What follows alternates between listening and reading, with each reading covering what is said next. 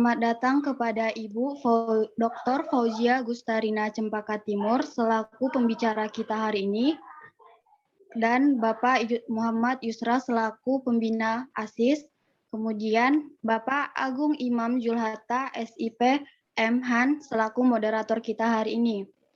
Sebelumnya, mari kita panjatkan puji syukur kita kepada Allah Subhanahu wa Ta'ala yang telah memberikan rahmat-Nya kepada kita semua. Dan tak lupa pula selawat beriringkan salam kepada Rasulullah Shallallahu Alaihi Wasallam. Allahumma.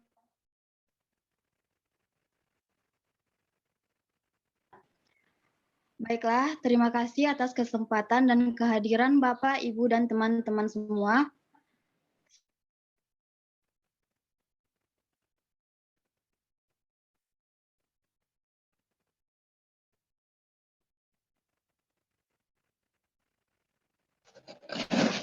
Mohon maaf atas kesalahan teknisnya tadi, saya lanjutkan.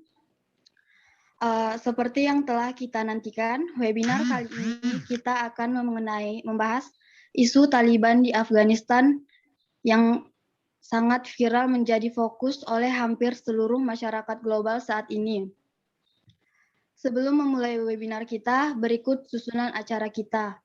Pertama, kata sambutan dari pembina ASIS yaitu Bapak Muhammad Yusra, kemudian dilanjutkan pemaparan materi dari narasumber kita yaitu Ibu Dr. Fauzia Gustarina Cempaka Timur yang didampingi oleh Bapak Moderator yaitu Bapak Agung Imam Julhatta SIP M.Han. Kemudian dilanjutkan acara penutup dan acara sesi foto bersama. Baiklah, tak mengambil waktu lama lagi, acara pertama yaitu marilah kita mendengarkan kata sambutan dari Pak Pembina ASIS yaitu Bapak Muhammad Yusra. Kepada Bapak Muhammad Yusra, disilahkan. Oke, terima kasih. Assalamualaikum warahmatullahi wabarakatuh. Saya hormati Bu Dr. Cempaka Putri, pembicara kita, Cempaka Timur, pembicara kita hari ini, mohon maaf. Dan ada juga Agung Imam Julhatta sebagai moderator, serta seluruh peserta yang saya muliakan. Oke, pada kesempatan ini saya hanya menghantarkan saja, ya, tadi kata MC, saya sebagai pembina yang seperti di Pramuka mungkin. Kita akan mulai saja untuk membahas katanya isu yang katanya lagi ramai. Tapi di webinar kali ini kita mencoba untuk mengkerucutkan persoalan ini ke level yang lebih sempit, yaitu level kawasan ya, Asia Tenggara. Karena satu hal mungkin ide dari webinar ini, karena hari ini kita tidak bisa menafikan ya peristiwa di suatu region, kawasan, suatu negara itu tidak menutup kemungkinan ya untuk menimbulkan gejolak ataupun dampak di bagian dunia lain. Apalagi sekarang ya kemenangan Taliban ini bukan hanya kemenangan secara militer, tapi bisa juga kita artikan sebagai kemenangan secara ideologis ya. Ideologi ini yang borderless ya, yang tanpa batas ya. Pemikiran ini bisa menyebar hanya melalui dengan postingan mungkin atau melalui motivasi dan semangat. Itu kita coba lihat pada kesempatan siang hari ini kita mencoba menghadirkan langsung ya. Mungkin pakar perang asimetris ya mungkin ya Bu Cempaka Timur ya dari Universitas Pertahanan. Ini sebuah kesempatan yang sangat berharga sekali pastinya ya, karena mungkin kelebihan Bapak Ibu teman-teman Unhan ya, mereka kalau di HI kita membicarakan security and strategic studies secara general. Nah, di Unhan ini sudah dipilah-pilah lagi, sudah dicincang lagi lebih kecil gitu kan, sehingga ada namanya program studi perang asimetris. Ini sangat luar biasa. Dan asymmetric war ini sangat identik dengan terorisme. Nah, ini mungkin yang bagian dari mungkin yang akan kita kupas nanti. Untuk itu sekali lagi saya ucapkan terima kasih sebagai Direktur ASIS dan mewakili jurusan Hubungan Internasional. Mohon maaf, sebagian besar bapak-bapak, ibu-ibu di FISIP UNAN sekarang ini berbenturan acara kita ini dengan rapat senat fakultas. Nah, jadi Cempaka Timur ini. Nah, jadi sebagian besar semua in charge di sana dan saya kebetulan selaku Direktur ASIS dan juga saat ini menjadi Sekretaris Jurusan HI yang mewakili sekaligus menyambut nih Bu Cempaka Timur ini di webinar ini untuk nanti dapat berbagi pengetahuan dan berbagi pengalaman ya dengan para peserta. Khususnya di sini adalah mahasiswa HI-UNAN dan mungkin para peserta umum lain yang menyempatkan hadir pada kesempatan kali ini. Saya lihat ini sekitar 152 orang ya, cukup banyak sekali. Jadi mungkin nanti sangat antusias saya rasa untuk mendengarkan paparan-paparan dari Cempaka nanti. Ya, saya rasa sebagai pengantar itu saja yang saya sampaikan untuk bisa kita memulai webinar kali ini dengan mengucapkan Bismillahirrahmanirrahim ya, acara webinar Taliban ya dan keamanan regional di Asia Tenggara kita mulai. Terima kasih, saya tutup. Assalamualaikum warahmatullahi wabarakatuh. Baiklah, terima kasih. Acara selanjutnya pemaparan materi dari narasumber kita yaitu Ibu Dr. Fauzia Gustarina Cempaka Timur yang akan didampingi oleh Bapak Moderator, Bapak Agung Imam Julhatta, SIP MHAN. Kepada Bapak Agung Ilham Julhatta, disilahkan. Baik, terima kasih. Sebelumnya, Assalamualaikum warahmatullahi wabarakatuh. Selamat siang insan akademisi sekalian. Semoga siang ini kita berada dalam keadaan sehat dan dapat melaksanakan webinar kita edisi kelima ini yang akan membahas tentang isu Taliban dan keamanan regional di Asia Tenggara. Spesifiknya, pada kesempatan kali ini kita akan membahas tentang Afghanistan and security repercussions to Southeast Asia. Nah, singkatnya sebelum kita masuk ke pemateri kita, singkatnya Taliban itu merupakan faksi politik dan agama ultra konservatif yang muncul di Afghanistan pada pertengahan 1990-an, di mana Taliban sendiri muncul seiring dengan penarikan pasukan Soviet dan runtuhnya rezim komunis Afghanistan serta kehancuran tatanan sipil di negara tersebut waktu itu. Nah, seperti yang kita ketahui di media masa belakangan ini, Taliban berhasil menjadi sorotan dunia internasional usai berhasil menguasai Afghanistan, termasuk ibu kota Kabul. Nah, pertanyaan kita, seberapa penting sih kita untuk mengetahui gerak-gerik Taliban ini? Dan yang terpenting, gimana sih Taliban dapat mempengaruhi dinamika keamanan Asia Tenggara? Gitu. Nah, untuk menjawab keraguan-keraguan kita ini dan ketidaktahuan kita ini, Andalas Institute of International Studies atau ASIS mengundang seorang narasumber yang akan memberikan kita pencerahan, yang tentunya akan membantu kita untuk memahami isu ini. Nah, untuk itu saya terlebih dahulu akan menyapa narasumber kita, Dr. Fauzia Gustarina Cempaka Timur.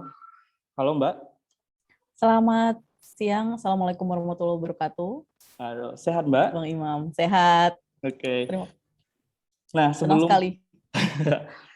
Nah, sebelum ruang ini diambil alih oleh pemateri kita, saya akan menjelaskan secara ringkas ini informasi tentang latar belakang pemateri kita melalui slide ini. Nah, beliau bernama Dr. Fauzia Gustarina Cempaka Timur. Dengan latar pendidikan, beliau sarjana ilmu hubungan internasional dari Universitas Gadjah Mada, Yogyakarta.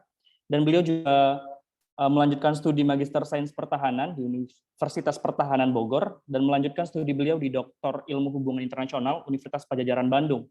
Terkait pengalaman mengajar beliau merupakan dosen Prodi Peperangan Simetris di Universitas Pertahanan Indonesia, yang kebetulan juga kampus beliau dahulu waktu mengempu pendidikan di Magister di Peperangan Simetris, dan beliau juga merupakan dosen Prodi Hubungan Internasional di Universitas Lintas Internasional Indonesia. Nah, untuk pengalaman luar negeri beliau, pertama beliau telah mengikuti short course on cybersecurity in the Indo-Pacific Challenges for Policymakers at Australia National University pada tahun 2020. Dan beliau juga telah mengikuti short course on responding to asymmetric threat at Australia National University pada tahun 2019 dan International Conference on Asian Studies at Universidad Autónoma Madrid pada tahun 2018. Nah, apa aja sih bidang keahlian beliau? Kenapa sampai kita pengen banget beliau jadi pemateri kita untuk isu kali ini? Nah, pertama, beliau itu ekspertis di bidang hubungan internasional. Mohon maaf, apakah slide-nya terlihat? Belum terlihat ya, Mas? Belum terlihat ya. Oke. Kayaknya saya ada kesalahan teknis. Oke, udah terlihat. Udah terlihat, tapi saya nggak bisa geser. Nah, ini tadi saya jelaskan tentang beliau, pendidikan beliau, pengalaman bekerja beliau sebagai dosen di Perpres Metris dan dosen hubungan internasional. Nah, dan juga pengalaman luar negeri beliau yang telah saya jelasin sebelumnya. Dan berikutnya, mohon maaf. Nah, ini. Pertama, beliau ekspertis di bidang kajian hubungan internasional. Kemudian beliau juga ekspertis di kajian studi pertahanan dan keamanan. Selanjutnya, beliau juga ekspertis di kajian diplomasi, kemudian di kajian terorisme, yang tentunya beliau juga ekspertis di kajian peperangan asimetris. Lupa saya cantumkan, beliau juga ekspertis di kajian perbandingan politik. Nah, terkait penghargaan, tentu pemateri kita adalah orang-orang berprestasi. Nah, beliau pernah mendapatkan Best Paper in Indonesia International Defense Science Seminar pada tahun 2019, dan juga Second Best Paper in International Seminar on Social and Political Sciences di tahun 2017. Nah, berikut ringkasan. Tadi itu ringkasan tentang pemateri kita. Nah, sebelum ruangan pemateri kita ini akan memberikan materi selama 1 jam ke depan, dan kita akan melanjutkan ke sesi tanya-jawab. Nah, untuk absensi kehadiran akan kami kirimkan melalui ruang pembicaraan atau ruang chat di bawah secara berkala nantinya, biar nanti yang baru masuk bisa melakukan absensi. Baik, kita mulai saja kepada Ibu Dr. Fauzia Gustarina Cempaka Timur. Waktu dan tempat kami persilahkan. Assalamualaikum warahmatullahi wabarakatuh. Selamat siang, apa suara saya terdengar? Siap, terdengar Mbak dengan jelas. Selamat siang. Terima kasih. Assalamualaikum warahmatullahi wabarakatuh. Terima kasih Bang Agung atas perkenalannya. Izinkan saya menyapa kembali teman-teman, rekan-rekan yang sudah hadir di sini. Assalamualaikum warahmatullahi wabarakatuh. Selamat siang, salam sejahtera untuk kita semua.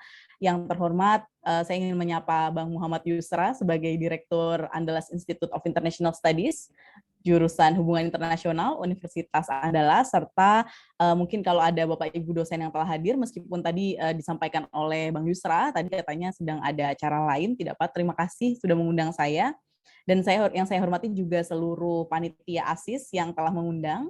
Terima kasih atas undangannya. Kemudian tentu saja seluruh peserta webinar yang telah hadir secara virtual yang saya hormati dan saya muliakan. Mungkin bisa dibantu untuk slide saya, apa sudah tertampil?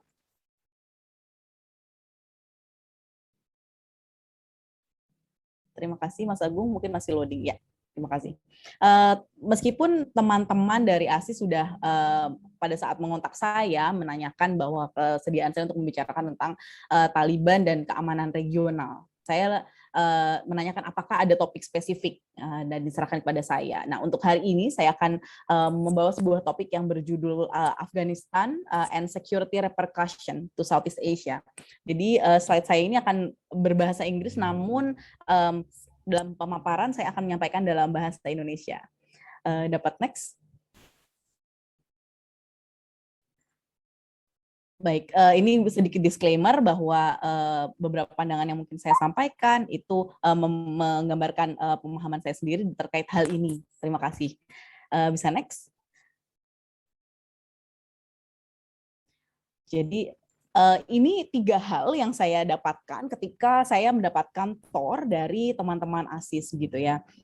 Izinkan saya hari ini sharing dan bertukar pikiran. Jadi seperti yang teman-teman lihat tadi pada saat Mas Agung membantu saya menjelaskan tentang kurikulum vitae saya di situ tidak ada keahlian terkait dengan Middle East gitu ya, terkait dengan kajian Timur Tengah, tetapi memang saya memiliki keahlian di bidang kajian yang sifatnya mungkin politik internasional serta keamanan internasional. Juga disertasi saya melihat lebih tentang keamanan regional ya, yang berfokus pada ASEAN country members. Jadi itu pendekatan yang ingin saya berikan, yang ingin saya bawakan pada kegiatan hari ini. Kalau yang kita lihat bersama-sama memang kawasan Asia Tengah dan Asia Selatan serta kawasan Asia pada luasnya itu sempat mengalami dinamika yang sangat besar begitu. Dan saat ini secara spesifik kita ingin membahas tentang Taliban. Tentu saja kita lihat ada beberapa sejumlah kelompok yang mengaku berafiliasi dengan kelompok teror yang mengatasnamakan agama tertentu. Dan Asia Tenggara nanti kita akan lihat juga bagaimana Asia Tenggara positioning secara pemetaan begitu, secara wilayah geografis juga memiliki kedekatan. Sehingga kita perlu untuk melihat apa saja nih potensi. Nah, itu yang saya ingin bahas hari ini, bahwa kita akan melihat apa saja potensi yang mungkin muncul ketika kita melihat saat ini Taliban telah menjadi the new government atau menjadi pemimpin baru, membentuk pemerintahan baru di Afghanistan. Bisa dan saya lihat dari ketiga hal ini yang kita akan bahas hari ini adalah, setidaknya teman-teman juga sudah bisa lihat di PowerPoint di depan, ada setidaknya 3 hal yang saya ingin bagi dengan teman-teman. Yang pertama adalah terkait dengan bagaimana konteks US withdrawal atau bagaimana penarikan pasukan Amerika Serikat dari Afghanistan dan konsekuensinya terhadap Southeast Asia. Dan yang selanjutnya saya akan lebih melihat tentang analisis tentang security repercussion, gitu ya, dampak security begitu terhadap Southeast Asia terkait dengan Taliban, terkait dengan Afghanistan, serta aftermath dari US withdrawal ini. Dan yang ketiga, saya ingin melihat lebih secara dengan kacamata yang lebih mikro begitu, melihat bagaimana negara dan juga negara anggota ASEAN gitu ya, dalam konteks ini kan Southeast Asia sebagai region, jadi kita tidak membicarakan konteks ASEAN-nya, tapi lebih melihat negara-negara yang berada di Asia Tenggara begitu, dapat meng-create atau membuat strategi keamanan begitu, dalam hal melihat potensi ancaman yang mungkin muncul dari isu yang terjadi di Afghanistan ini. Oke, boleh next. Oke, ketika kita melihat Afghanistan, ada sebuah quote yang saya mungkin menggambarkan sebenarnya bagaimana dinamika kompleksitas yang ada di Afghanistan itu sendiri.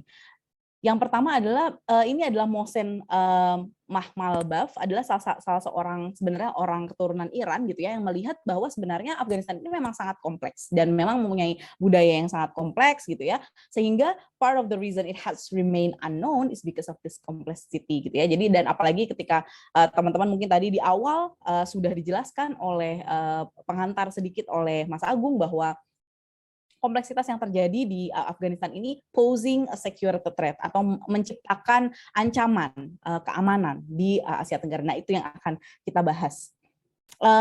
Mungkin saya agak izin sama Mas Agung, apakah kita bisa next dan melihat apakah kita masih memungkinkan untuk membuka Menti atau tidak? Seharusnya masih mungkin, Mbak. Masih mungkin ya. Saya sebenarnya ini sedikit sharing saja karena saya ingin bertukar pikiran dengan semua teman-teman yang hadir pada acara ini. Saya ingin teman-teman mungkin yang sudah familiar atau belum familiar silakan membuka mentimeter.com dan memasukkan pandangan dari teman-teman sendiri ya. Bagaimana menurut teman-teman, bagaimana apa yang what do you know about Afghanistan issue? Apa sih yang sebenarnya kita ketahui tentang isu Afghanistan sejauh ini? Begitu. Teman-teman bisa masukkan di situ 18 13 46 40. Nanti saya akan mungkin sambil kita membahas, sambil kita sambil saya menjelaskan tentang topik hari ini, saya juga ingin mendengar dari teman-teman sebenarnya apa sih yang diketahui oleh teman-teman dari HI Unan maupun teman-teman yang umum yang hadir pada hari ini, apa yang sebenarnya kita ketahui tentang Afghanistan gitu ya. Dan untuk apa sih sebenarnya Mbak atau Bu kita melihat ini? Sebenarnya adalah untuk melihat bagaimana persepsi masyarakat gitu ya, karena persepsi masyarakat tentu dibentuk dari media juga gitu ya. Dan dengan kita mengetahui apa yang masyarakat ketahui, maka kita next.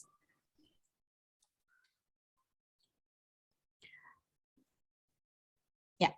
Tentu yang kedua, saya ingin menanyakan sebenarnya apa yang paling kita takuti gitu ya. Tadi kalau misalnya tadi Mas Agung mungkin menyampaikan tentang terorisme gitu ya, atau misalnya pemikiran gitu ya. Tadi kalau Mas Yusra atau Bang Yusra tadi menyampaikan bahwa ada repercussion yang sifatnya ide gitu ya, ide yang berbahaya gitu ya, ideologi gitu untuk yang dapat menjadi dampak dari isu Taliban ini. Seperti itu. Nah, teman-teman bisa bantu saya untuk masuk ke Mentimeter dan coba sharing dengan saya apa yang kira-kira menurut teman-teman apa sih yang paling kita khawatirkan dari isu Afghanistan? Apakah itu atau ada ekses lain gitu ya? Nanti saya juga akan mengupas sedikit demi sedikit apa sebenarnya yang dapat menjadi repercussion atau dampak baik sampingan atau dampak langsung dari isu ini terhadap keamanan di kawasan.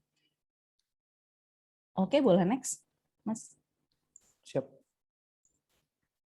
Oke. Nah, yang pertama saya akan membahas sedikit tentang konteksnya. Jadi dalam hal ini lagi-lagi saya sampaikan bahwa teman-teman mungkin sudah sering membaca atau misalnya sudah sering mendengar dari berita serta dari mungkin di kelas gitu ya. Karena tadi kalau Mas Agung menyapa teman-teman dengan akademisi gitu kan. Nah, berarti saya berharap mungkin teman-teman sudah punya setidaknya background gitu ya, background cerita maksudnya. Background pemahaman sebenarnya apa yang terjadi di Afghanistan. Nah, untuk sedikit saja membahas sebenarnya apa atau siapa Taliban itu, sebenarnya memang dilihat dari sejarah Afghanistan sendiri, sejak negara Afghanistan berdiri, masyarakatnya memang selalu diliputi oleh konflik. Jadi memang konflik ini itu sudah terjadi sejak lama. Jadi bukan hanya 20 tahun yang lalu di mana saat Amerika Serikat datang ke Afghanistan, tapi memang sebelumnya pun sudah dalam kondisi penuh dengan konflik. Misalnya saja pada tahun 79 kita mengetahui bahwa terjadi intervensi dari Uni Soviet terhadap kekuatan militer Afghanistan begitu ya. Nah, pada saat itu Afghanistan pun belum ada istilah Taliban gitu ya pada tahun 1979. Pada waktu itu yang ada adalah misalnya People Democratic Party of Afghanistan atau disebut PDPA ya, yang sebenarnya memiliki hubungan baik dengan Pakistan dan Arab Saudi. Nah, ini nanti yang kita juga akan jelaskan secara kontekstual bagaimana dukungan internasional misalnya terhadap Taliban saat ini. Seperti itu. Nah, sebenarnya kalau dilihat tadi karena pesan dari Bang Yusra tadi harus membahas tentang ideologi gitu ya dan juga pemahaman. Nah, sebenarnya pemahaman akidah dari Taliban sendiri itu secara umum mengacu pada kitab akidah atau Hawiyah gitu ya. Nah, selain itu kalau misalnya melihat secara fikih, Taliban mengikuti mazhab Imam Abu Hanifah. Nah, sebagaimana juga sebenarnya dianut oleh mayoritas kaum muslimin di Asia Selatan. Nah, tetapi memang pada tahun 94 saat Taliban ini terbentuk, mungkin kita bisa next ya, ada PowerPoint saya tentang Taliban gitu. Ya, terima kasih Mas Reza atau Mbak Reza ya atas bantuannya. Oke. Nah, kelompok atau gerakan Taliban ini sebenarnya dia adalah kombinasi ya antara ajaran Islam yang sifatnya revivalis konservatif dengan ideologi yang sifatnya lebih militan Islamisme gitu ya, militan Islamisme yang lebih sifatnya militan. Makanya tadi Bang Yusra juga menyebutkan tentang kata militan gitu ya. Dan tapi ada norma sosial, jadi norma sosial yang dibawa oleh gerakan Taliban yaitu yang disebut dengan norma sosial Pastunwali. Nah, apa sih norma sosial Pastunwali ini? Adalah sebenarnya gaya hidup gitu, gaya hidup tradisional masyarakat Pashtun. Nah, masyarakat Pashtun itu memang mayoritas Taliban itu memang berasal dari suku atau etnik Pashtun. Nah, seperti yang tadi setelah saya jelaskan di sebelumnya gitu ya, di konteks bahwa sepanjang negara Afghanistan berdiri ini kan penuh dengan konflik ya. Karena apa? Karena memang budaya yang sangat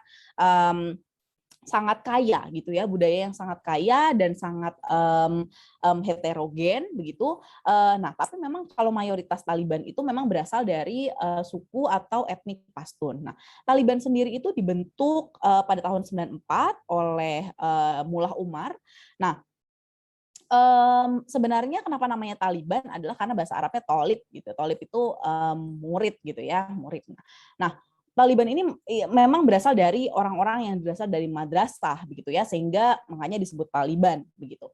Nah, Taliban ini berhasil menguasai panggung kekuasaan Afghanistan itu setelah memanfaatkan situasi yang pernah chaos gitu ya. Tadi kita sudah cerita bahwa memang seringnya konflik, tarik menarik gitu ya. Bahkan kalau kita tahu pada saat Amerika withdraw dari Afghanistan, itu tetap saja juga banyak kita temukan warlords misalnya. Seperti itu, warlords yang ada di Afghanistan yang memimpin antara elit begitu ya, kelompok, antar etnik, antar sekte begitu. Jadi pada saat itu antara tahun 985 sampai 86 itu kelompok ini akhirnya berhasil memukul kekuatan militer Soviet. Nah, kalau kita lihat itu pada tahun 94 Taliban baru terbentuk gitu ya. Nah, itu yang kalau kita bisa next. Oke, nah ini saya membahas tentang before the aftermath. Aftermath itu tentu setelah kejadian Agustus 2021 lalu ya. Sebenarnya gimana sih ceritanya Amerika Serikat bisa masuk ke Afghanistan gitu. Nah, sebenarnya kita harus ditarik dulu dari 94 Taliban itu didirikan gitu ya, dibangun gitu ya. Nah, di tengah rumitnya membangun pemerintahan baru pasca 88 tadi gitu kan, pasca hengkangnya Uni Soviet, ini muncullah kelompok baru ya dengan sebutan Taliban. Nah, sebenarnya Taliban sendiri berhasil merebut, jadi hanya butuh 2 tahun Taliban dengan pertama kali dibentuk tahun 94, tahun 96 Taliban berhasil merebut kota Kabul pada September 96 dan juga ini menjadi akhir dari pemerintahan Afghanistan yang dipimpin oleh Hekmatyar dan awal terbentuknya Emirat Islam Afghanistan gitu ya di tahun 96. Nah, tapi memang pada tahun 96 tersebut Taliban ini memiliki gaya pemerintahan yang represif begitu. Teman-teman bisa mencari bahwa bisa mungkin mengetahui juga bahwa ada bahkan salah satu patung Buddha terbesar di dunia itu berada di Afghanistan dan itu dihancurkan oleh Taliban pada saat pemerintahan Taliban 96 hingga 2001 begitu. Nah, lalu kalau kita mau ngomongin before the aftermath, saya ingin cerita mengenai bagaimana Amerika Serikat pertama kali datang ke Afghanistan begitu ya. Jadi pada November 2001 seperti yang teman-teman ketahui juga bahwa Amerika Serikat ini berusaha untuk menggulingkan pemerintahan Taliban gitu ya. Atas dasarnya apa? Seperti yang teman-teman ketahui, ini adalah dampak dari 9/11 gitu. Jadi ini adalah salah satu dampak dari 9/11 dan pada saat Amerika Serikat datang ke Afghanistan itu dengan justifikasi justifikasi bahwa pemerintahan Afghanistan itu melindungi pimpinan Al-Qaeda yang waktu itu dipimpin oleh Osama bin Laden. Nah, dengan teman-teman tadi saya juga sudah sampaikan tentang 9/11. 9/11 itu kan pada saat terjadinya serangan teroris ke Menara Kembar WTC itu Afghanistan menjadi salah satu yang dianggap sebagai safe haven bagi Al-Qaeda. Nah, Afghanistan ini pada waktu itu memang sudah pernah melewati negosiasi sebenarnya dengan negosiasi antara Amerika dengan Afghanistan pada tahun 2001 melalui perjanjian Bonn yang sebenarnya ingin menarik menegosiasikan pemerintahan Afghanistan begitu ya untuk menggulingkan pemerintahan Taliban gitu. Namun pada negosiasi Bonn itu tidak ada perwakilan dari Taliban sehingga Taliban terus-menerus melakukan pemberontakan yang mengganggu yang berusaha untuk mengganggu jalannya pemerintahan di Afghanistan. Nah, lalu apa yang terjadi sejak tahun 2001 hingga 2009 misalnya. Nah, kalau dilihat dari sebuah data saja, kita lihat bahwa ada data yang menyebutkan bahwa dari tahun 2006 hingga tahun 2009 itu dan memang sudah ada Amerika Serikat di sana, itu pemberontakan meningkat secara signifikan hingga bahkan menyentuh 50%. Dan puncaknya itu pada tahun 2010 itu Taliban melakukan pemberontakan gitu ya dan hampir bahkan menguasai lebih dari separuh negara Afghanistan gitu. Nah, namun memang pada tahun 2015 dia menurun lagi dengan menguasai hanya sebagian provinsi-provinsi di selatan Afghanistan. Nah, namun sejak terbentuknya pemerintahan transisi ini itu kekerasan dan juga pembunuhan itu juga tetap terjadi gitu ya di Afghanistan. Jadi kita lihat bahwa hal ini ada tarik-menarik antar negosiasi antara Amerika Serikat dan dengan pemerintah Afghanistan pun tidak berjalan dengan mulus gitu ya.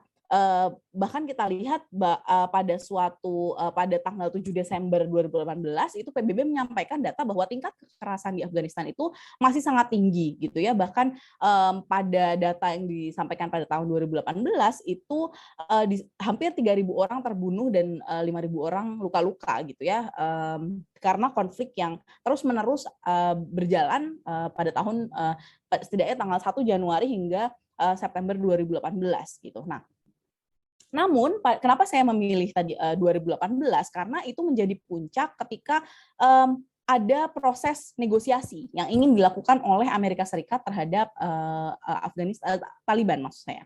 Nah, meskipun pada saat itu Taliban pun tidak mempercayai gitu ya 100% terhadap Amerika Serikat. Nah, tapi memang tetap dilaksanakan yang namanya Comprehensive Peace Agreement pada tahun 2020, Februari 2020 di Doha, dan Indonesia melalui Menteri Luar Negeri menjadi salah satu aktor yang hadir di sana menyaksikan gitu ya bagaimana proses perdamaian antara Taliban dengan Amerika Serikat. Namun memang nanti saya juga akan cerita tentang bagaimana sih sebenarnya peran Indonesia gitu ya, stance Indonesia dalam memandang kasus Afghanistan ini bagaimana gitu. Oke, boleh next. Nah, saya ingin cerita juga tentang Taliban the New Government ya. Jadi kalau kita lihat tadi kita sudah dengar gitu ya, ternyata memang bagaimana cerita Afghanistan dan di Taliban dapat mengambil alih kembali kekuasaan, lalu ternyata sudah melalui negosiasi gitu ya dengan Amerika Serikat, yang juga bahkan Indonesia juga menjadi salah satu aktor yang berperan di dalamnya begitu. Nah, ini kalau kita lihat, saya kan lebih membahas sekarang tentang Taliban yang saat ini gitu ya. Nah, pada seperti yang kita ketahui bahwa pada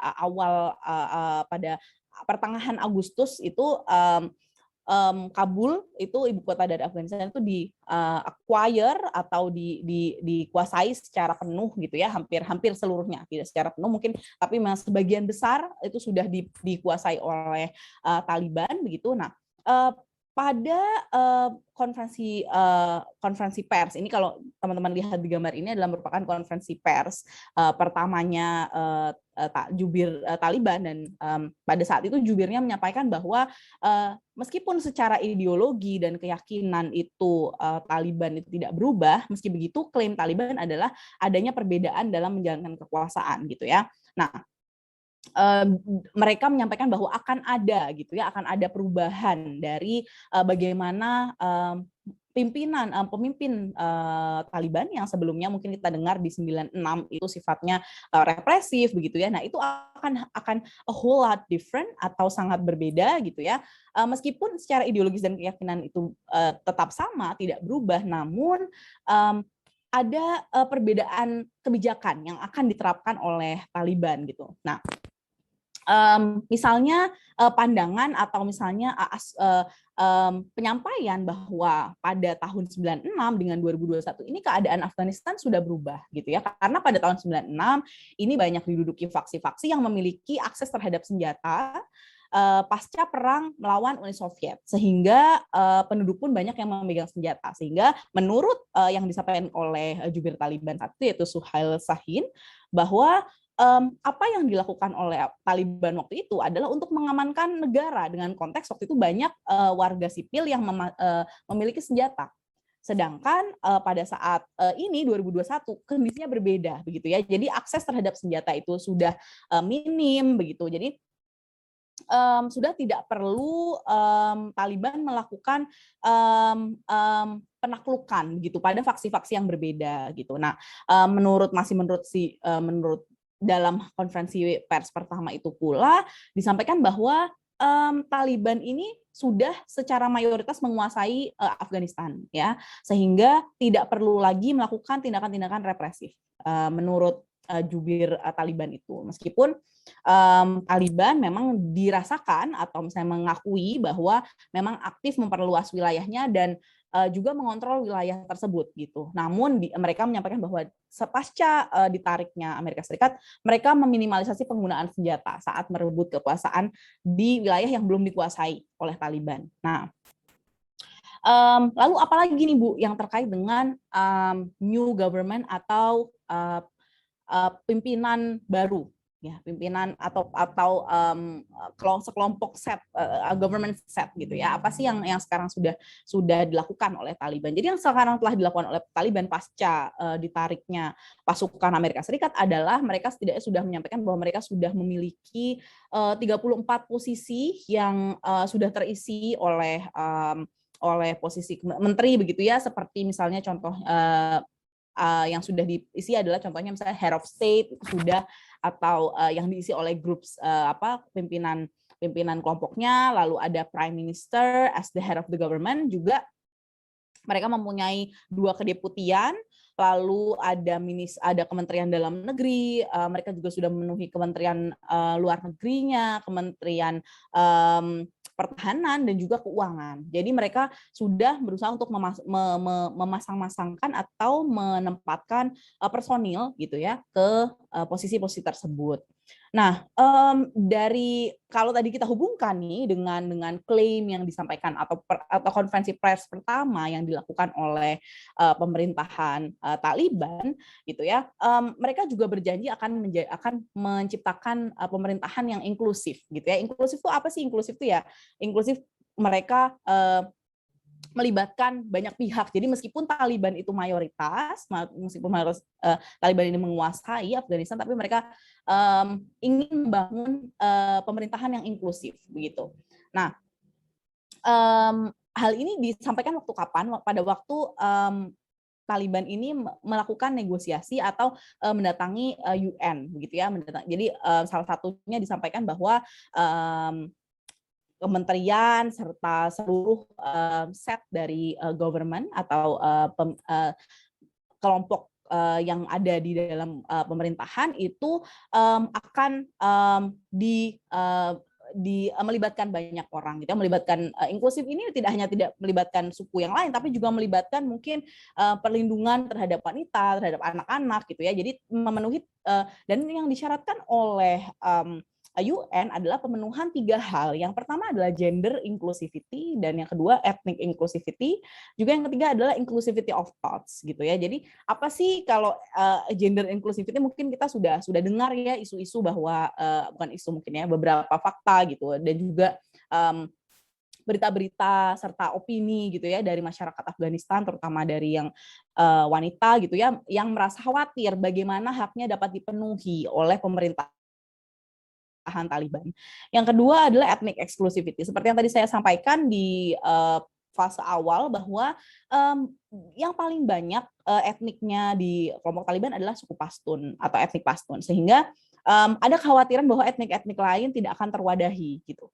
Nah, yang ketiga adalah inclusivity of thoughts atau pemahaman atau ideologi. Nah, ini juga yang diinginkan untuk dipenuhi oleh Afghanistan atau oleh konteks pemerintahan Afghanistan di bawah Taliban. Nah, kalau misalnya kita bertanya sebenarnya apakah mungkin Afghanistan memenuhi atau Taliban memenuhi keinginan tersebut atau prasyarat tersebut. Nah, sebenarnya ada pandangan yang sifatnya non pesimis gitu ya, dia optimis terhadap apa yang akan dilakukan oleh Taliban Afghanistan di bawah Taliban. Boleh next? Salah satunya adalah untuk meraih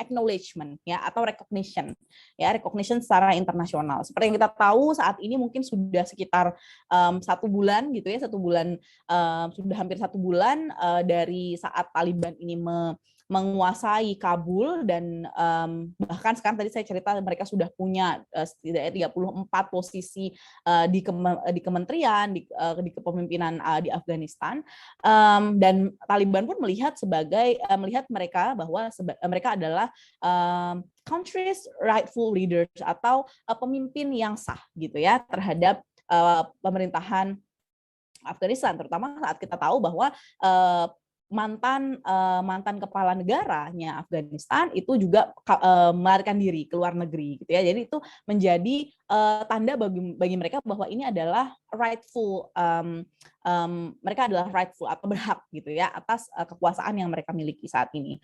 Nah, bagaimana lalu pandangan internasional terhadap hal ini gitu ya, sebelum kita fokus ke regional, mungkin saya akan lihat juga di level internasionalnya seperti apa gitu. Nah, sebenarnya kalau mungkin kita lihat apakah Taliban itu dianggap sebagai organisasi internasional, organisasi teroris atau organisasi teroris global? Mungkin jawabannya tidak ya. Jadi meskipun saat ini Taliban itu sudah tidak lagi gitu ya menjadi organisasi terlarang. Jadi kalau di bawah George W. Bush pada tahun 2002 itu memang Taliban itu dianggap sebagai specially designated global terrorist atau dianggap sebagai salah satu organisasi teroris yang terlarang gitu ya. Nah, tapi memang mereka sudah tidak lagi menjadi organisasi yang terlarang, tidak lagi dianggap sebagai organisasi teroris, tapi dianggap sebagai organisasi insurgensi. Apa sih maksudnya insurgensi? Insurgensi itu berarti dia melakukan pemberontakan dalam negeri. Jadi hanya tidak membahayakan secara internasional, dia membahayakan secara di dalam negeri. Begitu. Ini menurut Amerika Serikat gitu ya. Jadi sejak meskipun di tahun 2002 Taliban dianggap sebagai organisasi teroris, tetapi memang sudah tidak lagi gitu ya. Saat ini pun ketika Amerika Serikat pergi dari menarik pasukan dari Afghanistan pun mereka sudah tidak lagi masuk ke dalam daftar organisasi teroris internasional begitu milik Amerika Serikat. Nah,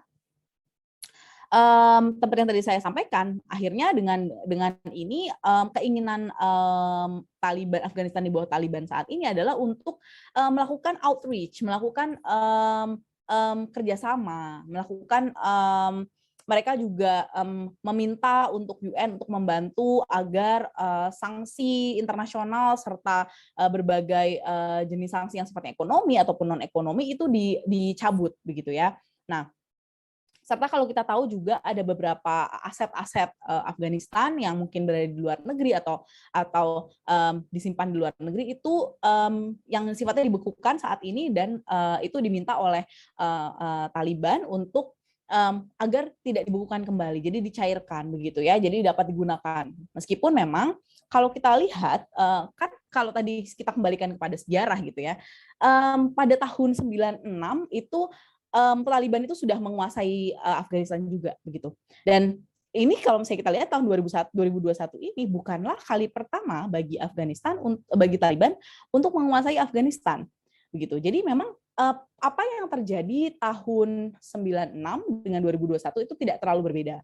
Langkah yang diambil oleh Taliban Taliban melalui Afghanistan itu juga tidak terlalu berbeda.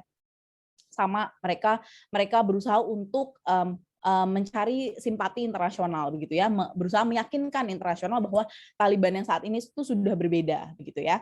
Nah, kalau kita lihat di grafik atau di peta yang saya taruh saat ini itu terlihat nggak ya ini ya, kayaknya sangat kecil banget. Di sini ya mungkin terima kasih Mas. Jadi di sini saya ada bintang yang warnanya kuning itu posisi Afghanistan ya.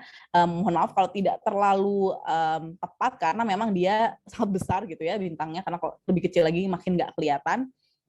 Lalu yang saya tandai dengan bintang biru itu menandakan negara-negara yang mengakui atau memiliki kedekatan gitu ya, memiliki kedekatan atau setidaknya leaning towards gitu ya. Leaning towards itu cenderung untuk cenderung untuk mengakui gitu ya, cenderung untuk menyetujui gitu ya kepemimpinan atau pemerintahan Taliban di Afghanistan. Seperti itu. Di sini kita lihat ada beberapa negara, misalnya teman-teman bisa lihat di sini ada Saudi Arabia, United Emirat Arab dengan Pakistan gitu. Di sini juga ada China currently ya berusaha untuk sudah memberikan statement gitu ya, pemerintah China sudah memberikan statement bahwa mereka akan mereka meng-acknowledge gitu ya kekuasaan yang dimiliki oleh Taliban gitu. Dan teman-teman mungkin jangan salah bahwa yang negara-negara seperti Pakistan, Uni Emirat Arab, serta Saudi Arabia itu bukan baru saja mengakui Taliban, tapi memang mereka sudah mengakuinya sejak tahun 90-an, gitu ya. Jadi era pemerintahan Taliban yang pertama di Afghanistan. Nah, kita dapat kita lihat dari situ bahwa dalam waktu yang sangat singkat gitu ya, Taliban bisa mencari simpati internasional dari negara-negara yang sudah saya taruh di sini gitu. Tapi kalau misalnya kita mungkin kembalikan, sebenarnya apa interest atau keuntungan bagi Cina gitu ya, dan juga kalau misalnya Rusia itu saat ini Rusia gimana Bu atau Mbak gitu ya. Nah, Rusia ini sebenarnya dia posisinya saat ini satu, Rusia itu tidak menutup kedutaan besarnya di Afghanistan. Jadi masih ada kedutaan besar Rusia di Afghanistan, tidak menutup gitu ya. Nah, sedangkan tapi dia juga tidak melakukan official recognition gitu ya, atau misalnya penyampaian recognition, karena memang saat ini itu masih ada yang namanya Kabul syndrome gitu ya terhadap bekas Uni Soviet ini gitu ya. Jadi masih ada yang disebut dengan Kabul syndrome gitu, sehingga belum ada penyampaian begitu ya secara gamblang oleh Rusia. Sedangkan kalau China itu mereka sudah bahkan mengundang gitu ya, mengundang perwakilan Taliban untuk mengunjungi Beijing begitu.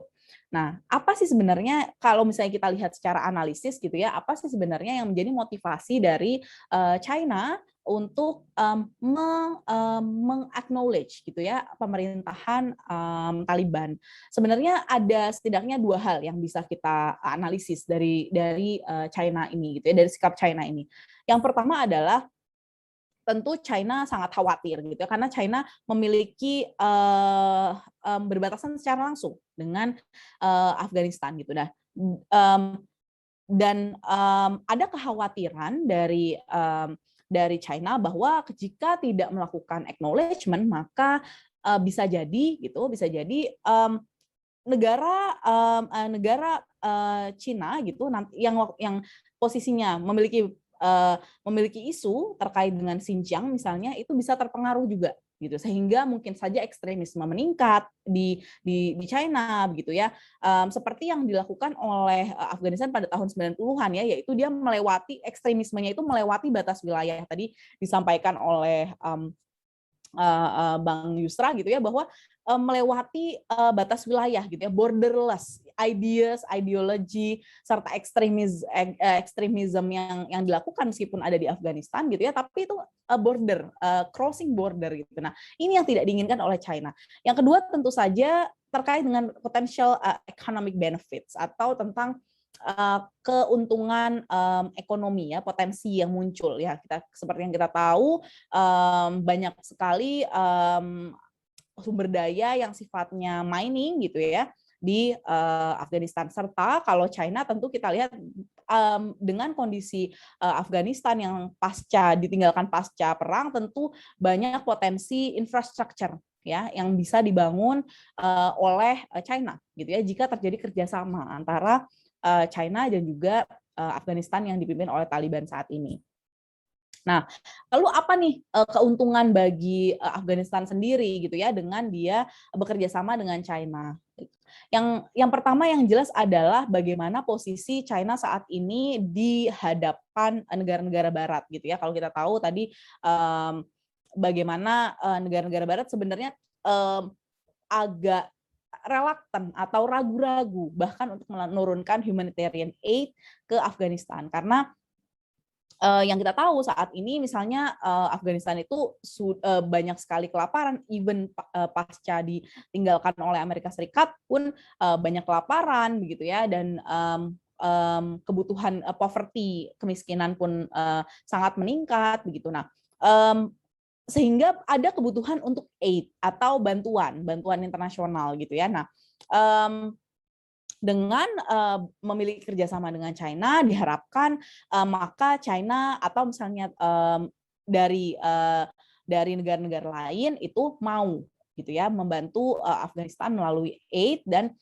bagaimana mereka sangat membutuhkan bantuan yang sifatnya ekonomi gitu ya untuk membangun kembali negaranya pasca perang seperti itu. Oke, bisa next mungkin ya.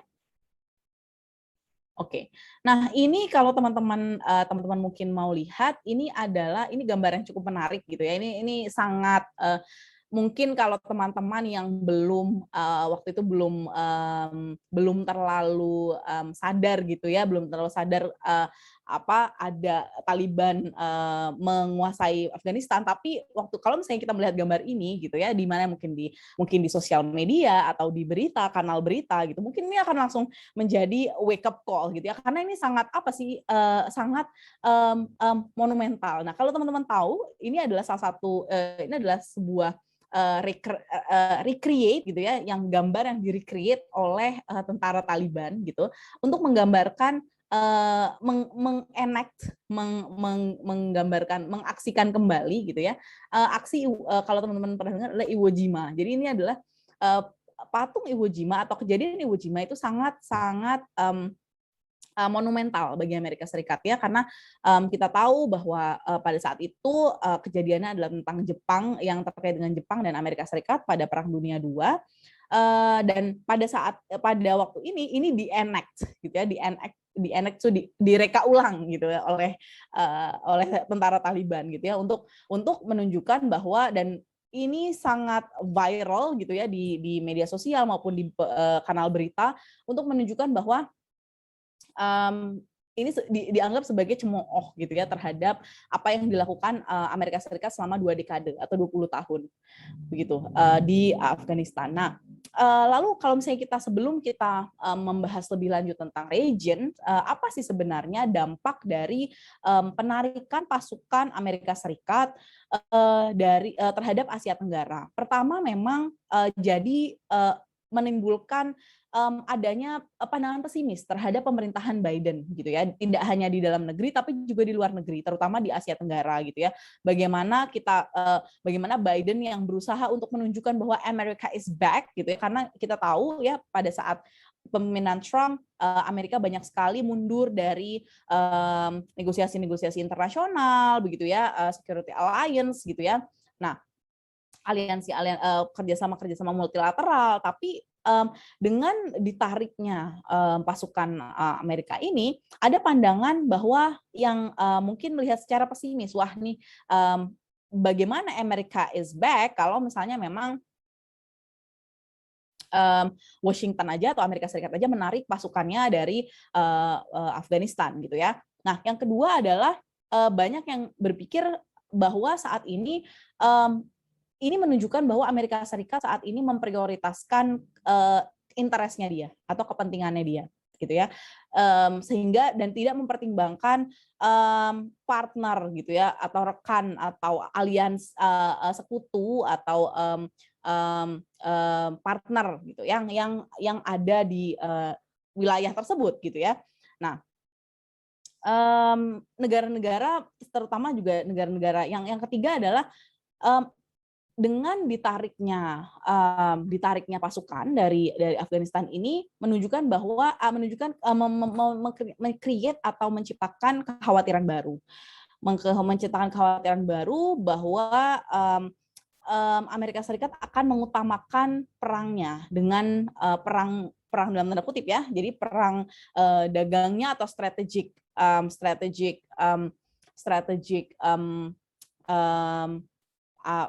tarik-menarik gitu ya, strategic dispute mungkin bisa saya bilang dengan China gitu ya. Jadi ini menunjukkan bahwa Amerika Serikat ingin memfokuskan 100% tenaganya untuk menghadapi China gitu ya. Jadi menarik pasukan-pasukan yang dianggap mungkin dapat mengurangi kekuatan militernya gitu ya.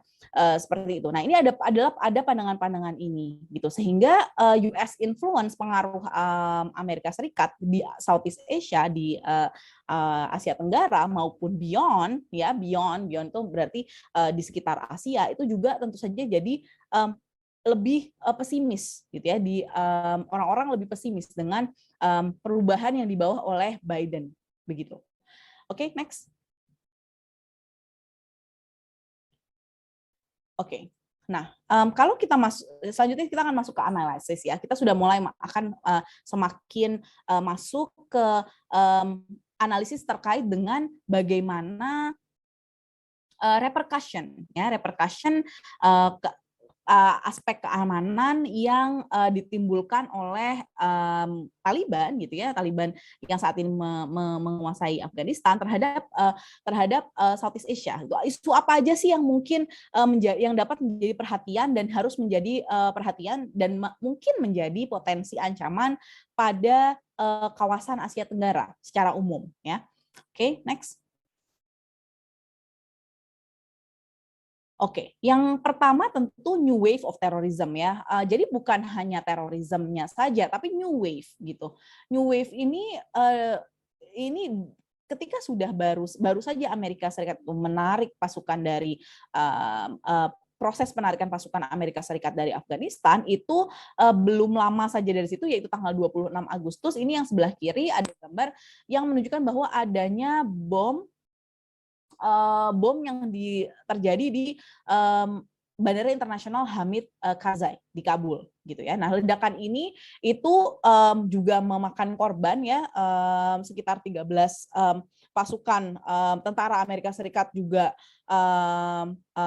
menjadi korban dalam kejadian itu gitu ya. Dan kalau teman-teman bertanya siapa sih pelaku atau yang melakukan serangan ini, maka yang melakukan serangan ini adalah ada hubungannya dengan ISIS-K. K ini ISIS-K gitu ya. Jadi ISIS-K ini atau ISIS Khorasan ini mereka merilis pernyataan gitu ya, bahwa mereka bertanggung jawab atas penyerangan ini gitu, dan mereka menyebut bahwa mereka merupakan jaringan pelaku bagian dari jaringan pelaku bom bunuh diri tersebut gitu ya.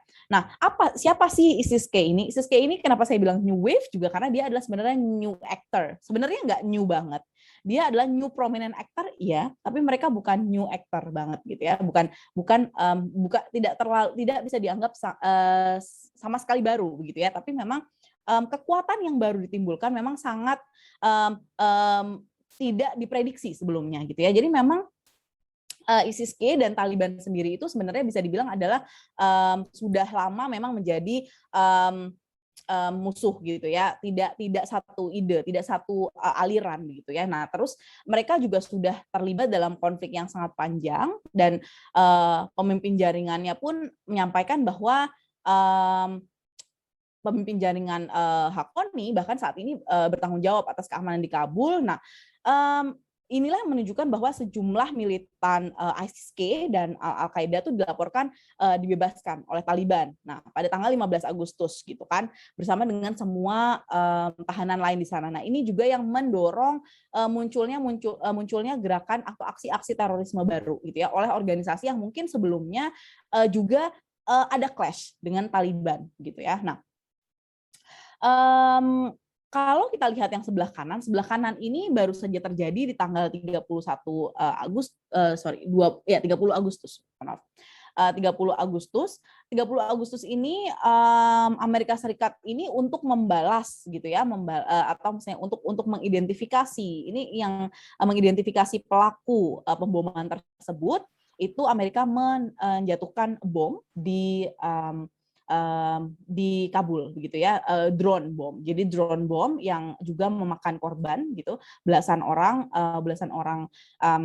Afghanistan menjadi korban. Tapi memang di situ disampaikan bahwa mobil ini tadinya akan digunakan untuk menjadi bom bunuh diri kedua yang dilakukan oleh ISIS-K juga gitu. Tapi drone bom ini sudah diturunkan oleh Amerika Serikat sehingga tidak terjadi. Namun memang terjadi korban sipil lainnya gitu ya. Ini setidaknya potensi yang pertama yang kita bisa lihat gitu. Nah, lalu kita lihat, bisa next mungkin.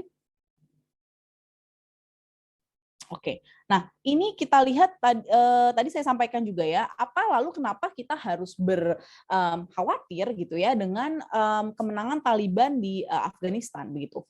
Kita lihat di sini secara geografis itu memang posisi Taliban berada di posisi Afghanistan, maksud saya itu berada di daerah yang berwarna ya di atas itu ya, harusnya dia posisinya di atas Pakistan situ ya. Nah, sedangkan ini kenapa saya potong karena memang biar masuk Asia Tenggaranya lebih banyak gitu. Nah, Asia Tenggaranya ini kita posisinya ini secara geografis tidak begitu jauh gitu ya. Jadi tentu ini sangat mengkhawatirkan gitu ya. Nanti juga saya akan bahas setiap negara seperti apa sih potensi-potensi yang muncul dari setidaknya negara-negara yang memiliki penduduk beragama Islam gitu ya di negaranya, seperti itu. Nah, bisa next mungkin. Mohon maaf, Mas Agung, saya sampai jam berapa?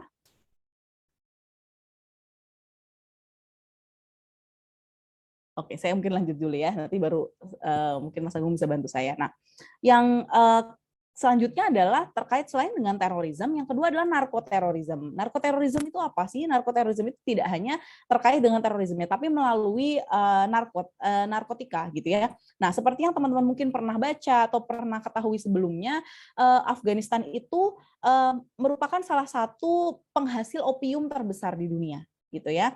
Nah, bahkan kalau kita dengar opium itu juga menjadi sekitar 11% dari gross domestic product atau GDP yang dimiliki oleh Afghanistan, itu 11%-nya adalah dari perdagangan opium. Nah, inilah yang menunjukkan bahwa the drug atau opium ini sudah berdampak secara pemerintahan maupun pembangunan ekonominya gitu ya, yang akhirnya membangun insurgensi, terorisme, corruption, atau bahkan sistem kesehatan serta sistem ekonomi yang struktur ekonomi yang buruk begitu ya. Nah, ini juga yang dikhawatirkan oleh masyarakat gitu ya, oleh negara-negara, apakah Taliban akan tetap menjalankan yang disebut drug economy gitu ya, atau ekonomi yang dijalankan atas pembangunan terkait dengan drug dan opium gitu ya. Ini yang menjadi kekhawatiran gitu. Namun memang ada sebuah data yang menunjukkan bahwa setidaknya pada tahun 96 hingga tahun 2001 itu jumlah perdagangan opium pada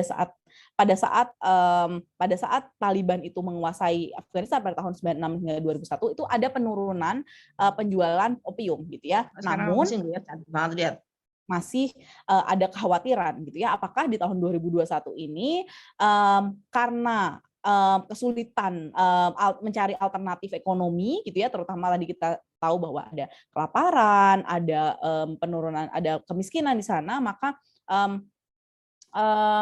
penjualan opium ini akan semakin didorong oleh Taliban begitu ya. Ada kekhawatiran itu, meskipun tadi yang saya sampaikan tahun 96 sampai 2001 justru menyatakan bahwa data penjualan opium itu berkurang gitu ya, atau menurun di Afghanistan gitu.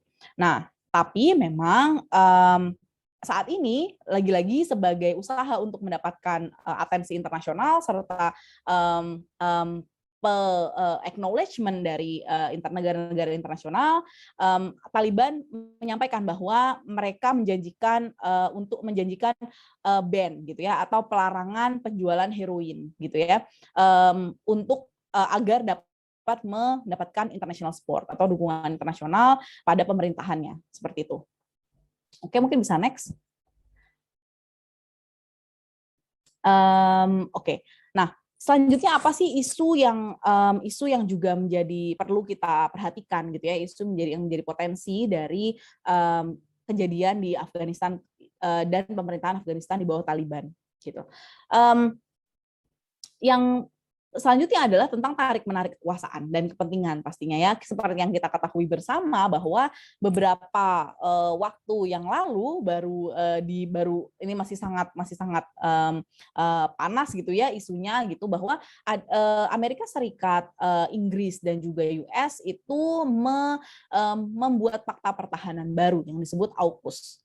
Ya, nah ini salah satu bentuk yang sebenarnya sangat menarik untuk diteliti gitu ya, meskipun belum banyak penelitian, belum banyak kajian melihat tentang AUKUS ini, tapi kita perlu cermati bersama gitu ya, apakah ini juga merupakan bentuk dari mencari keseimbangan untuk stabilitas di kawasan Asia Tenggara gitu ya, atau Asia pada umumnya, seperti itu.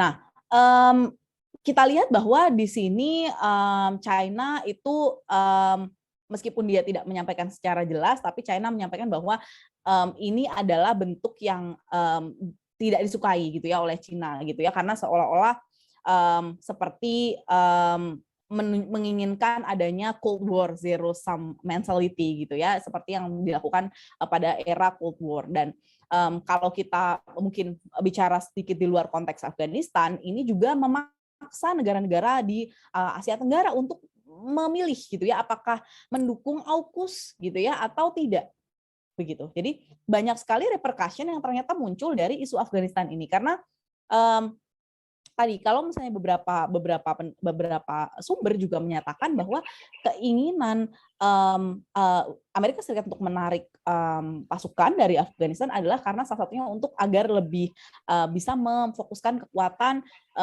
dalam menghadapi China. Seperti itu. Oke, bisa next. Oke, lalu apa yang dilakukan oleh China gitu ya, tidak hanya China tapi juga negara-negara lain. Jadi kita juga perlu tahu bahwa ada satu organisasi multilateral atau multilateral organization, yaitu SCO, yaitu Shanghai Cooperation Organization, yang sebenarnya berdirinya sudah lama, yaitu dari tahun 2001 di Shanghai, itu yang isinya tuh negara-negara seperti China, Kazakhstan, Kyrgyzstan, Rusia, Tajikistan, dan Uzbekistan. Di SCO ini mereka juga punya desk yang khusus menangani atau desk atau tim gitu ya, yang juga memiliki perhatian atau memberikan perhatiannya pada Afghanistan, isu di Afghanistan gitu. Jadi memang SCO ini karena kedekatan secara geografis gitu ya, ada India juga di situ, dan itu sudah memiliki perhatian terhadap Afghanistan gitu ya, dan ini pada ini gambar yang teman-teman lihat sekarang ini merupakan the 21st meeting of the SCO Council of Head of State. Jadi SCO Council ini yang dihadiri oleh pimpinan negara-negara, presiden dari negara-negara anggotanya gitu ya, yang baru saja dilaksanakan tanggal 17 September lalu di Dushanbe, Tajikistan. Ini bahkan pada saat salah satu topik yang juga dibicarakan oleh SCO adalah terkait dengan Afghanistan dan kelanjutan dan masa depan Afghanistan gitu ya, dan bagaimana dampaknya terhadap keamanan pada anggota-anggota SCO. Begitu. Salah satu anggotanya tentu saja Pakistan yang juga sangat mendukung Taliban adalah menyampaikan keinginannya untuk agar SCO mendukung agar Afghanistan ini tidak dikontrol from outside gitu ya, tapi bisa menentukan nasibnya sendiri gitu ya. Nah, lalu tapi ada harapan juga dari SCO untuk agar Afghanistan di bawah Taliban ini, terutama dari Xi Jinping sebagai pimpinan tertinggi di Republik Rakyat Tiongkok gitu ya, untuk agak memberi saran dan juga memberi masukan pada Taliban agar mengadopsi pemerintahan yang atau politik luar negeri yang moderat gitu ya, dibandingkan dibandingkan represif seperti pada era 96 gitu ya. Dan juga salah satu concern yang juga muncul di SCO adalah terkait dengan usaha atau kerjasama yang ingin dilakukan bersama-sama oleh negara anggota SCO untuk fight all forms of terrorism. Jadi segala macam bentuk terorisme gitu ya, untuk melawan atau menghancurkan segala bentuk aksi terorisme yang mungkin muncul sebagai ekses atau dampak dari kejadian Afghanistan. Begitu. Oke, Mas Agung, saya boleh diinfo sampai jam berapa?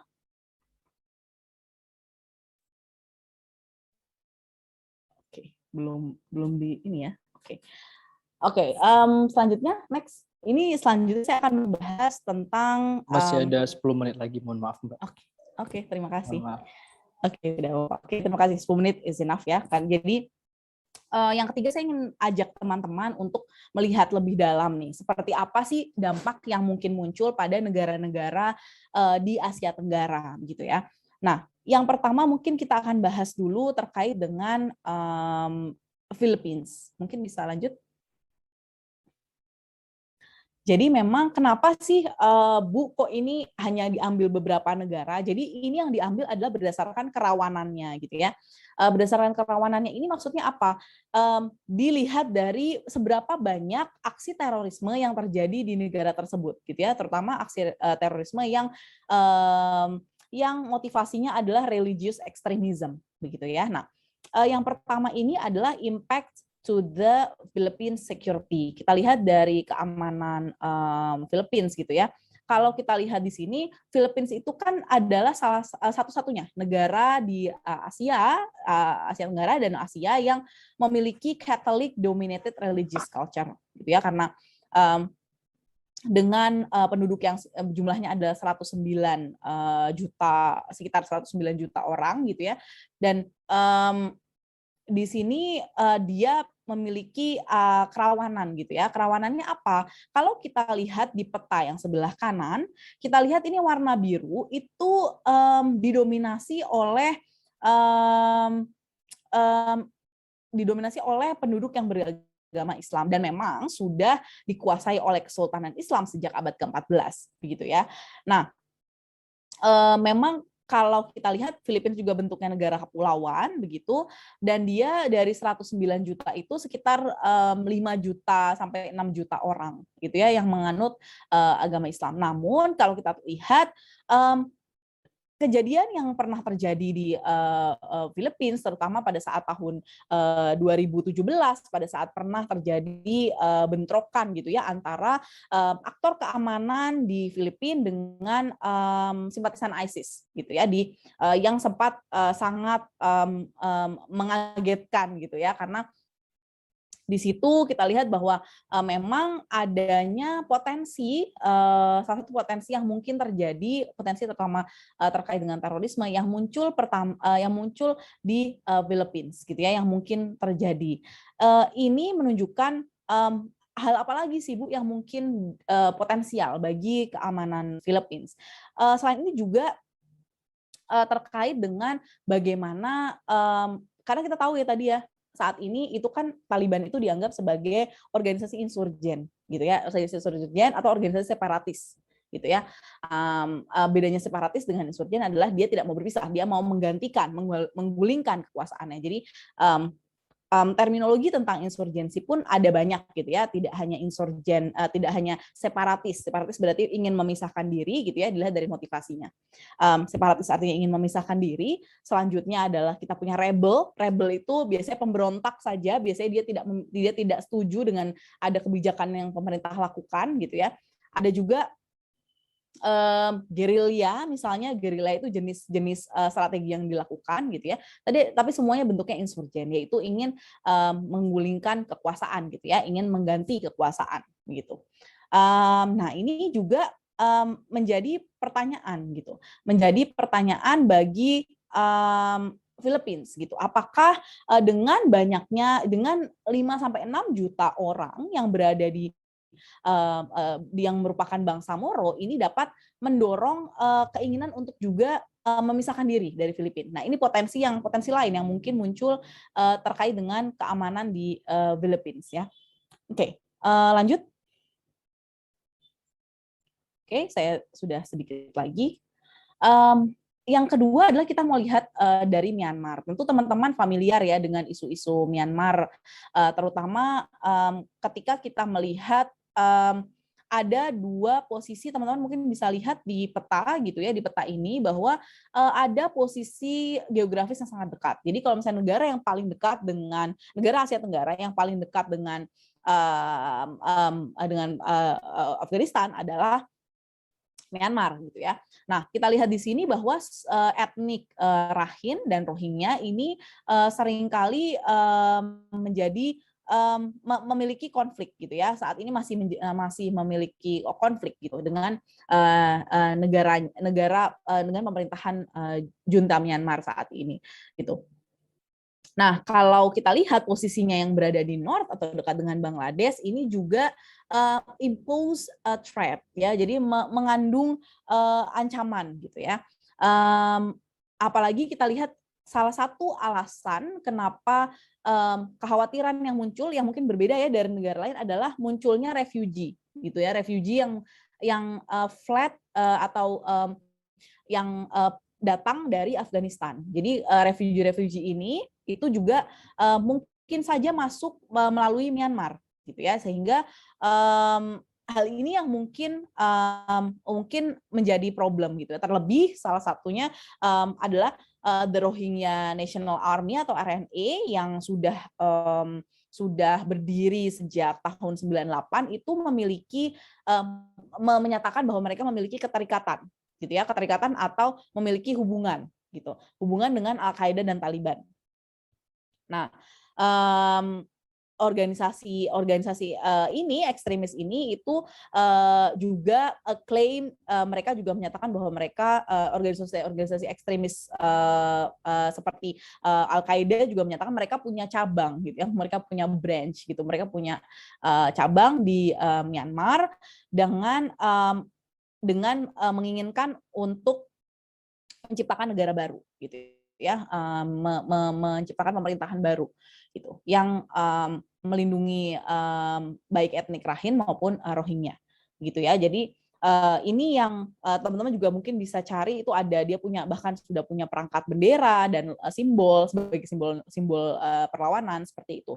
Jadi itu juga kalau di Myanmar berarti ada beberapa hal, yaitu satu refugee, ancaman refugee, dan yang kedua adalah terkait dengan insurgensi juga gitu ya.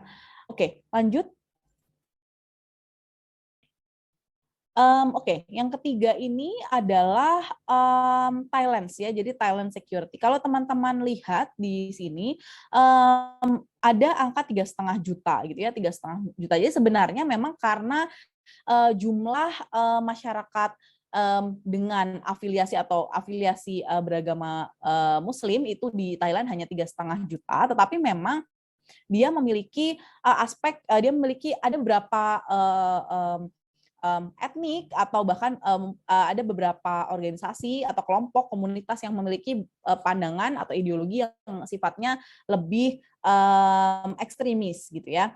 Nah, misalnya beberapa tempat tersebut, misalnya kalau kita pernah dengar ya tentang suku Patani misalnya seperti itu ya, yang dia itu berada di selatan dari Thailand gitu ya, Thailand Selatan. Nah, mereka sudah melakukan juga secessionist movement atau pemisahan juga ya, gerakan pemisahan begitu, yang ingin mengestablish atau membangun negara-negara Patani Darussalam gitu ya. Jadi mereka dari kelompok-kelompok Patani ini mereka juga memiliki unsur gerakan insurgen yang disebut Patani Darussalam, dan mereka bergerak di selatan Thailand gitu. Nah, tapi memang sejak tahun 2000 sebelumnya memang Patani ini gerakannya hanya sifatnya ideologis gitu ya. Jadi tidak bergerak secara violent gitu. Tapi memang sejak tahun 2001 itu ada kecenderungan untuk bergerak secara violent gitu ya. Bahkan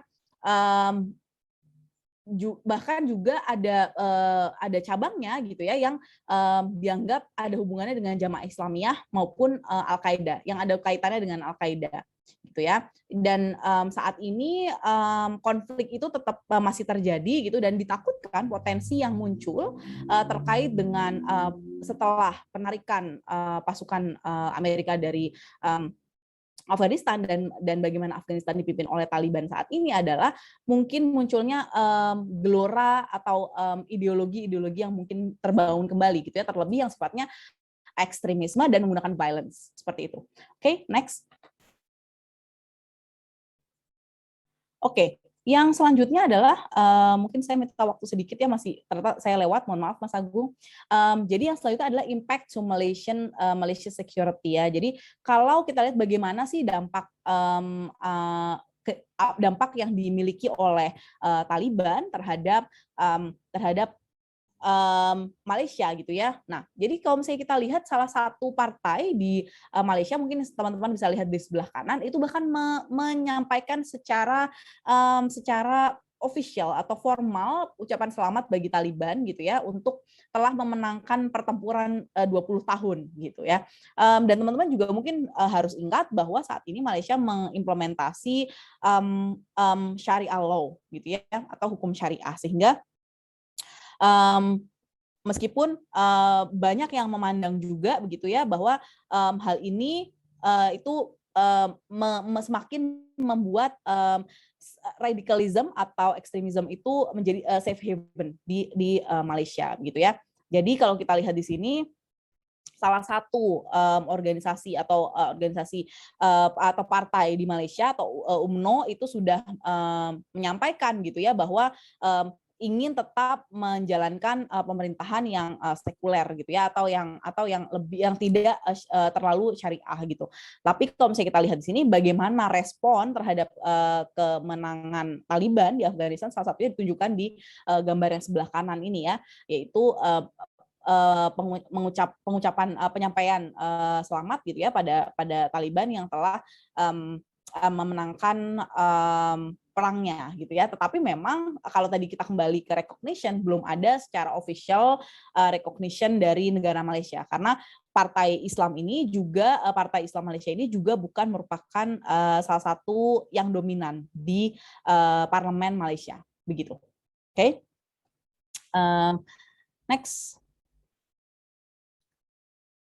Oke. Nah, sekarang kita masuk ke impact to Indonesia ya. Jadi ini mungkin sudah 2 slide saya yang terakhir. Seperti yang kita tahu ya, di sebelah kiri itu ada gambar pada tanggal 21 Agustus 2021 dilaksanakan penarikan masyarakat yang tinggal di Afghanistan ya, di sebelah kiri itu yang dilakukan dengan pesawat milik TNI ya. Dan kita lihat di sini yang sebelah kanan ini adalah gambar kedutaan besar Indonesia di Afghanistan yang saat ini pada saat melakukan penarikan masyarakat ini juga masih ditutup gitu ya, jadi ditutup sementara, dievakuasi, dan bahkan dalam pesawat ini juga ada beberapa warga negara Filipina yang diminta oleh negara, yang diminta bantuan gitu ya oleh Filipina untuk dibantu untuk dievakuasi seperti itu. Nah, saat ini itu memang pemerintah Indonesia tidak memiliki operasional di KBRI Kabul, tapi operasional terhadap KBRI Kabul itu dilaksanakan secara remote dari KBRI Islamabad atau KBRI di Pakistan gitu ya. Dan sementara dengan adanya 3 home staff di sana di KBRI Islamabad gitu ya, untuk menjalankan operasional terkait dengan KBRI Kabul. Meskipun boleh next. Oke, nah meskipun jika dilihat secara position and stance atau posisi dan pendapat gitu ya dari Indonesia sendiri terhadap hal ini adalah Indonesia sejak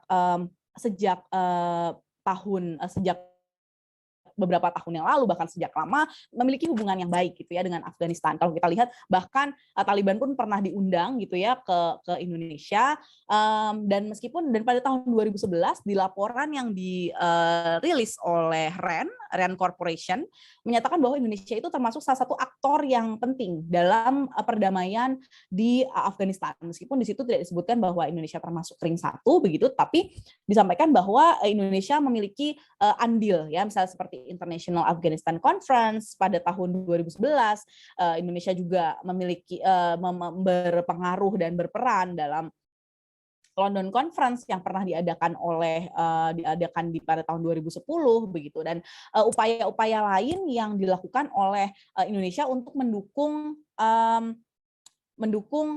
keberadaan Afghanistan gitu ya sebagai sebuah negara. Nah, bahkan pada tahun 2020 lalu dalam laporan kinerja tahunan PTRI itu juga menunjukkan bahwa Indonesia ini memasukkan Afghanistan untuk membantu Afghanistan dalam hal mencari dukungan internasional guna untuk mencapai perdamaian di Afghanistan begitu ya.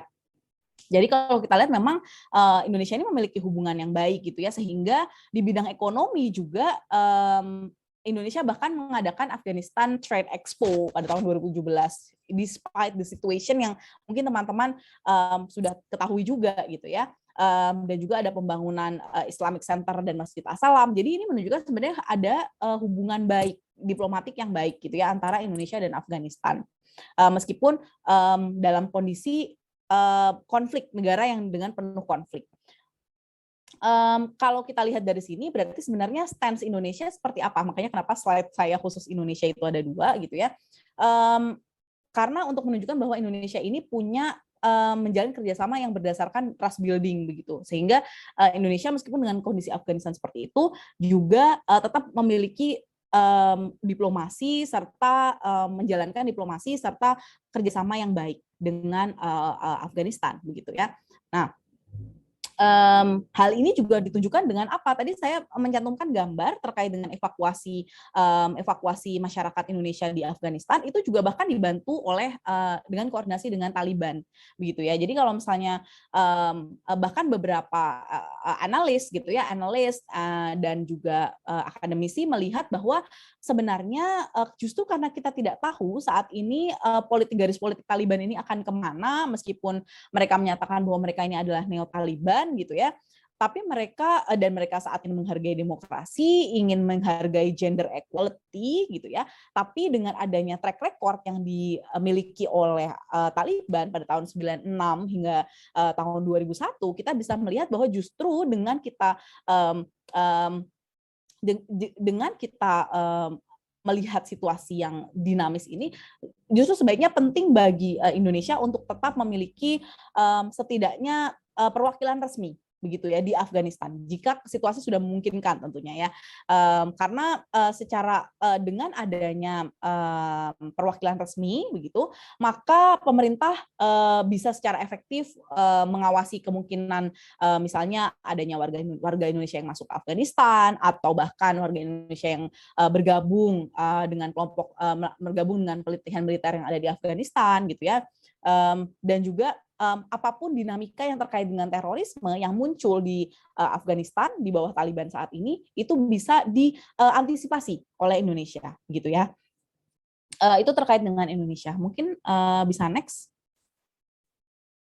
Oke. Yang selanjutnya adalah lalu bagaimana Bu dengan regional cooperative security-nya? Bagaimana kira-kira melihat apa nih yang perlu dilakukan oleh ASEAN gitu ya, atau negara-negara anggota ASEAN ataupun negara-negara yang bertempat di Asia Tenggara gitu ya. Jadi sebenarnya dengan Southeast, negara-negara yang terutama memiliki warga negara Muslim, seperti Indonesia, Malaysia, Brunei, itu kita sudah meskipun sudah juga dengan negara-negara seperti Thailand dan Filipina yang memiliki negara Muslim gitu, anggota negara Muslim gitu ya, warga masyarakat negara Muslim, ini untuk menghindari spread of extremism ini.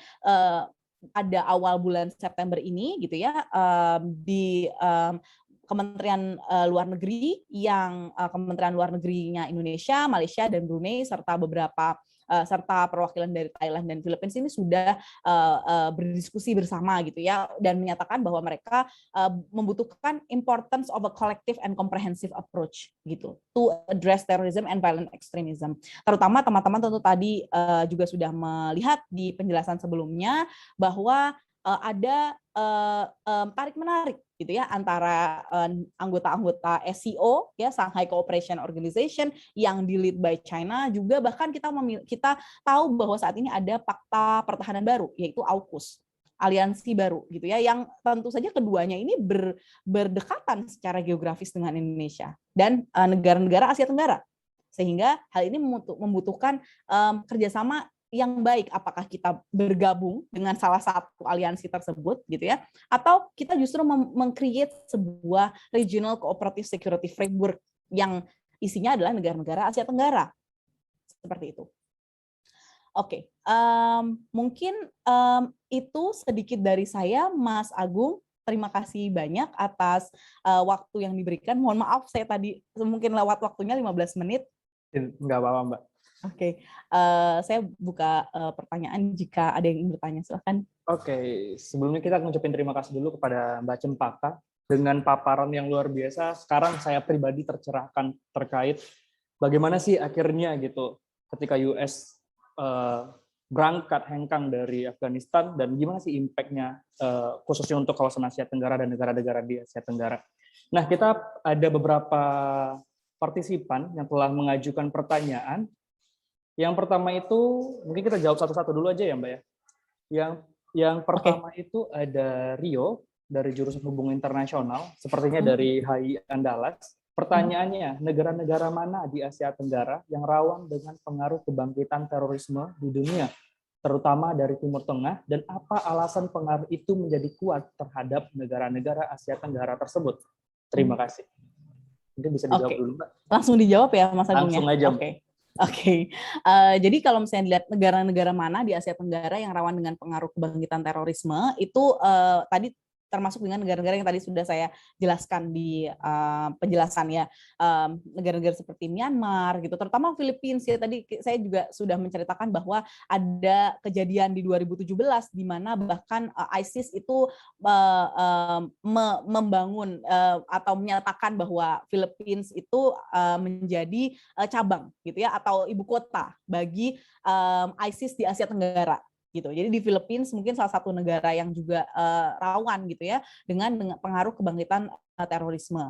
Nah, selain itu tadi kita juga menyampaikan negara-negara seperti yang juga khawatir dengan keadaan ini adalah misalnya seperti Malaysia. Malaysia juga tadi, bahkan kalau teman-teman pernah mendengar tentang di luar tentang ideologinya ya, tapi salah satu personil atau individu yang dianggap berbahaya gitu atau dianggap sebagai teroris bahkan oleh India, yaitu Ustadz Zakir Naik itu bahkan dia berpindah, dia mencari asylum ke Malaysia dan saat ini dia tinggal di Malaysia begitu ya. Jadi kalau misalnya kita lihat mungkin termasuk itu, dan kalau misalnya juga Indonesia tentu saja bukan saja karena Indonesia adalah negara dengan penduduk Muslim terbanyak di Asia Tenggara gitu ya, tapi juga karena potensi yang kerawanan yang masih ada, seperti misalnya di Indonesia pernah ada JAD, JAT gitu ya. JAT itu Jamaah Ansarut Daulah, Jamaah Ansarut Tauhid gitu, dan itu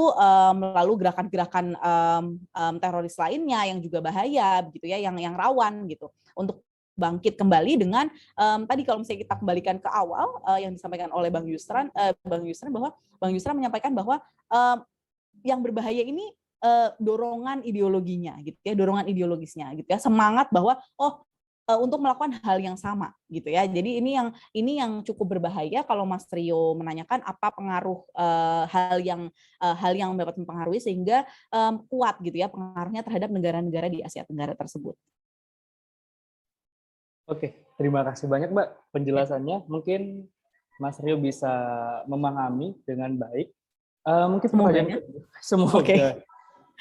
Karena nggak ada kesempatan untuk Mas Rio untuk merespon kembali. Oke. Selanjutnya ada pertanyaan dari Bapak Syed Fauzan Riyadi. Pertanyaan beliau, bagaimana langkah-langkah proaktif diplomasi RI Republik Indonesia untuk berada di posisi aktif, bukan defensif atau reaktif terhadap kepemimpinan Taliban di Afghanistan dan dampak-dampaknya? Silakan, Mbak.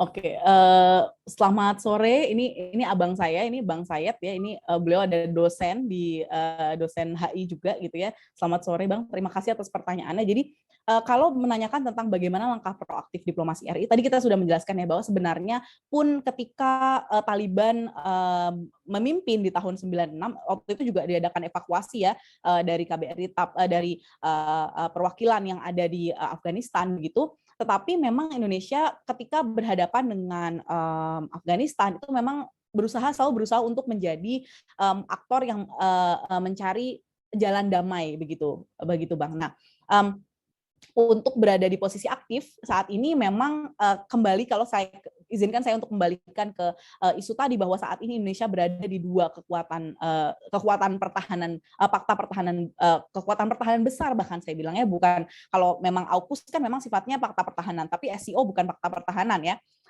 Tetapi memang di dua kekuatan yang besar, paling tidak di antara Amerika dan juga China, terutama saat ini Amerika sudah memaksa dalam tanda kutip untuk Indonesia menyampaikan pandangannya terkait dengan either you with us gitu ya, us itu AUKUS gitu ya, seperti itu. Jadi kalau misalnya membicarakan tentang dampaknya apa sih ketika misalnya Indonesia tidak bekerja sama gitu ya, dan memang ada kekhawatiran terutama di kalangan pengkaji terorisme dan juga ekstremisme yang khawatir justru jika Indonesia itu secara permanen itu mencabut perwakilannya di Afghanistan gitu ya. Kenapa? Karena kita tidak lagi dapat secara aktif memiliki data intelijen gitu ya, data bagaimana pergerakan masyarakat Indonesia yang masuk ke Afghanistan untuk berlatih misalnya, berlatih militer di sana,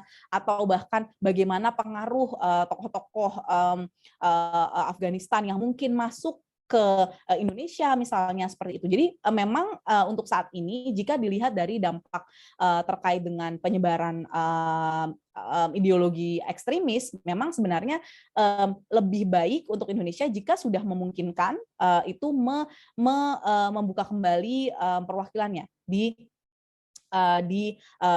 Afghanistan gitu ya. Tapi memang kalau misalnya kita lihat saat ini mungkin belum menjadi waktu yang tepat gitu. Dan juga kita bisa melakukan seperti yang dilakukan mungkin oleh China gitu ya, meskipun juga tidak mengundang secara formal pemimpin Taliban untuk ke Indonesia.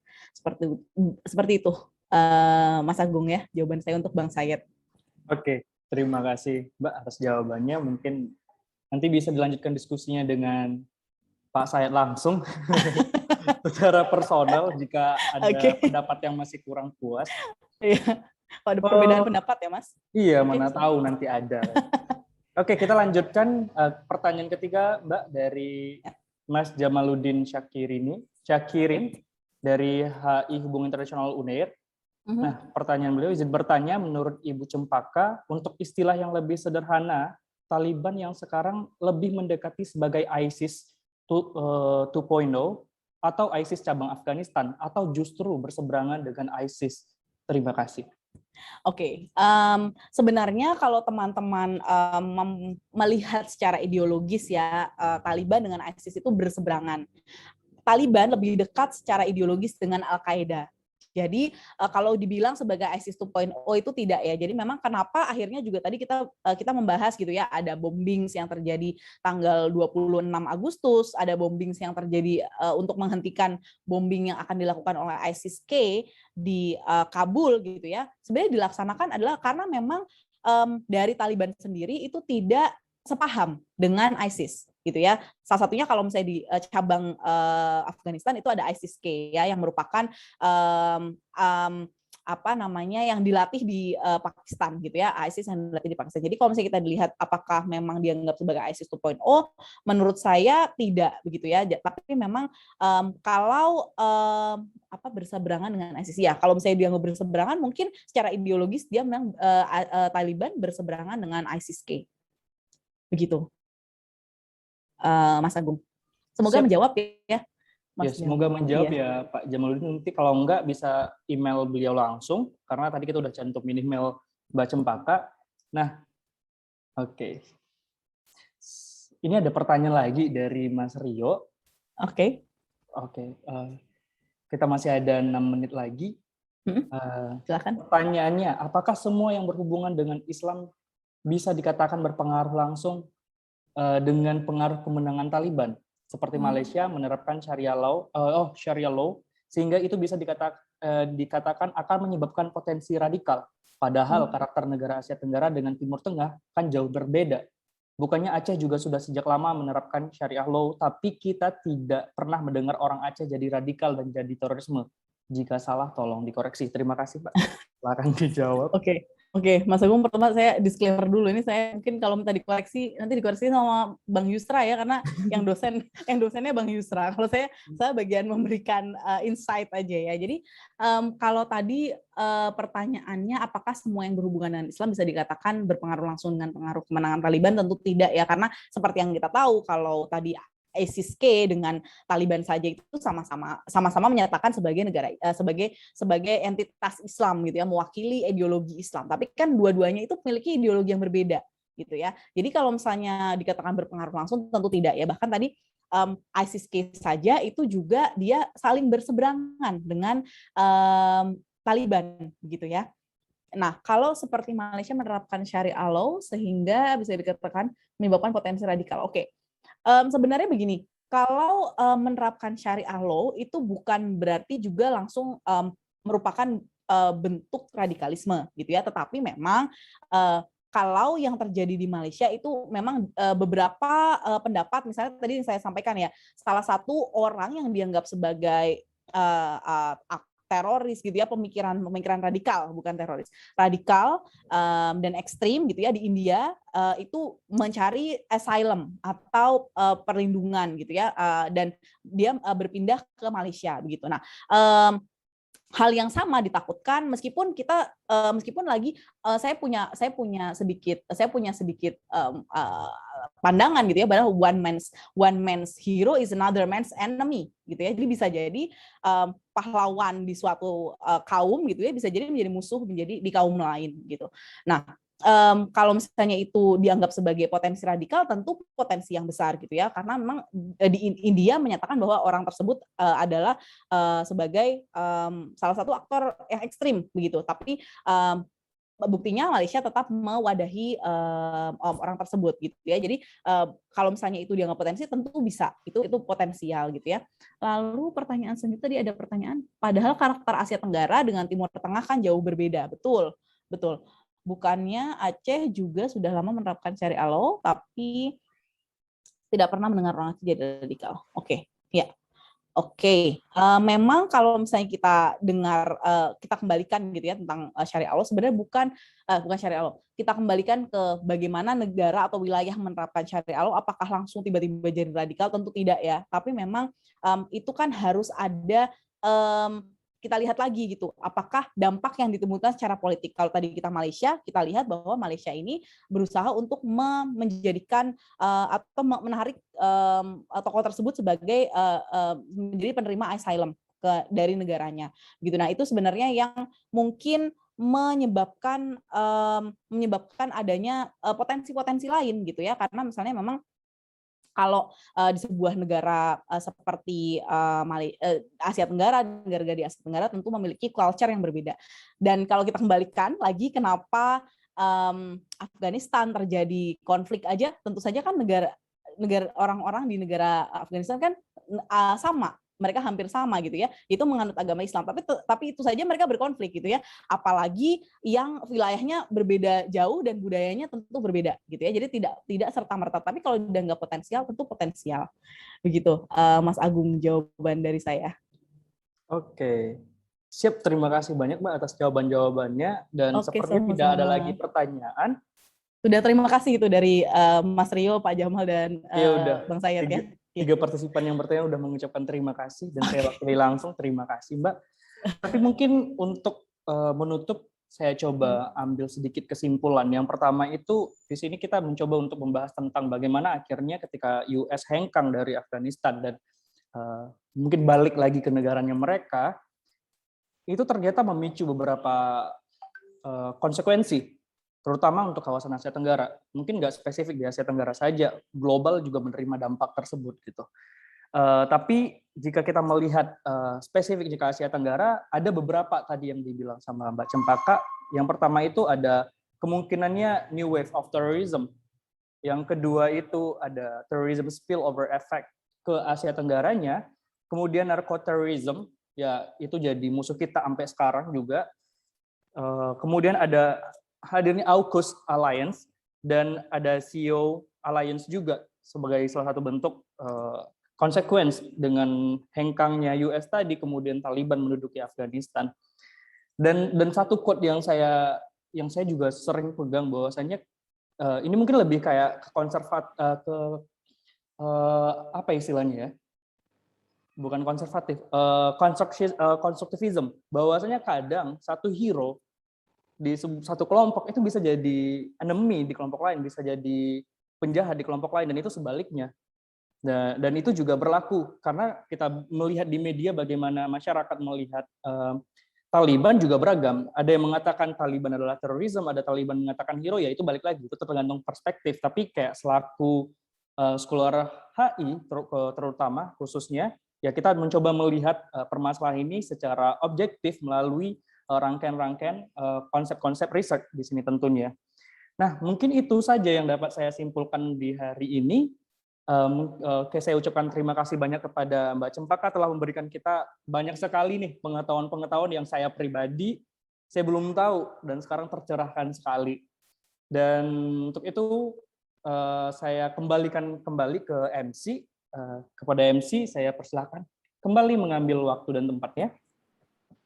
Baiklah, terima kasih. Sangat menarik dan berilmu sekali pembahasan kita pada webinar kali ini. Terima kasih kepada Ibu Dr. Fauzia Gustarina Cempaka Timur yang memberikan penjelasan yang luar biasa sekali dan mudah dimengerti. Dan terima kasih juga kepada moderator kita yang juga tidak kalah hebatnya. Terima kasih kepada seluruh peserta webinar ASIS kali ini.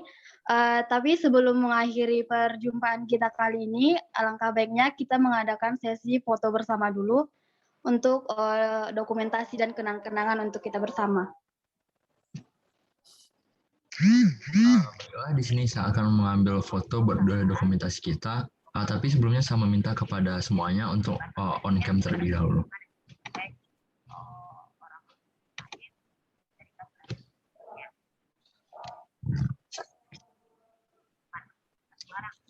Jadi di sini ada 6 slide. Saya ambil yang pertama slide 1. Saya hitung 1, 2, 3. Selanjutnya slide 2. Udah ada. 1, 2, 3.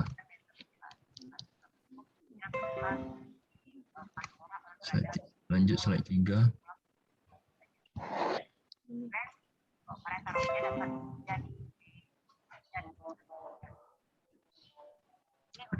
Udah semuanya, terima kasih. Saya akan berikan lagi kepada MC. Baiklah, berakhirnya sesi foto kita, maka berakhir juga webinar kita kali ini. Saya Alwihat Malia selaku MC memohon maaf apabila ada salah kata dan tindakan yang disengaja maupun tidak. Saya pamit undur diri. Wassalamualaikum warahmatullahi wabarakatuh. Waalaikumsalam warahmatullahi wabarakatuh. Terima kasih Bang Yusra sudah diundang. Ya, Mbak Cempaka, terima kasih banyak ya berkenan berbagi ide dan pengalaman dengan teman-teman di Ayunan. Terima kasih sudah diundang. Mas Agung juga terima kasih sudah memoderasi. Terima kasih juga Mbak. Mohon maaf kalau ada salah kata tadi atau gimana. Cek. Terima kasih. Oh ya, sebelumnya untuk para peserta boleh isi absennya yang ada di room chat. Silahkan diisi untuk menerima sertifikatnya.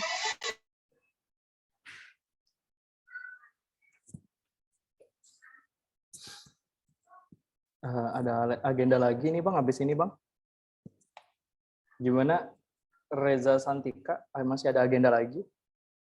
Sudah tidak ada Bang, jadi kita akhiri aja. Terima kasih Bu Cempaka, Bang Agung. Terima kasih, saya izin live. Ya, saya juga izin live. Assalamualaikum warahmatullahi wabarakatuh. Semoga